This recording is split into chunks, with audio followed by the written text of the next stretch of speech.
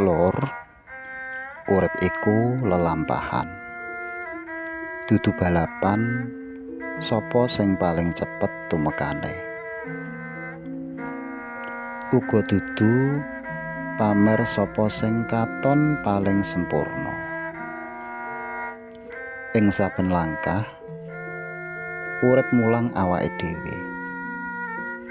Ngajari sabar nalika dalan nanjak.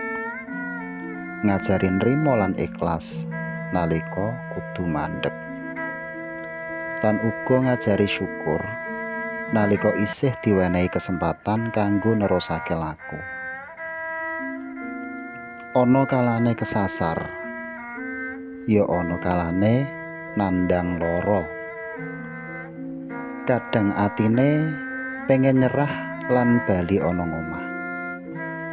Nanging ana ing kono sejatine makna urip disimpen. Kuat dudu ateges ora tau tiba, nanging tansah wani tangi lan mlaku maneh. Ora kabeh lelampahan kudu dingerteni saiki. Ana sing mung bisa dipahami nalika awake dhewe noleh mburi. Lan ngerti yen saben lara iku matengake rasa. Saben eluh tau ndadekake dewasa.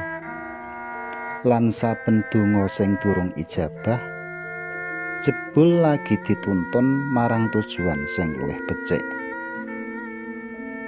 Mula mlaku kanthi tentrem, nikmati prosese, amarga urip dudu mung babagan adohe perjalanan, nanging jerone piwulang kanggo dadi menungsa sing sejati. Eling-eling ya Lur.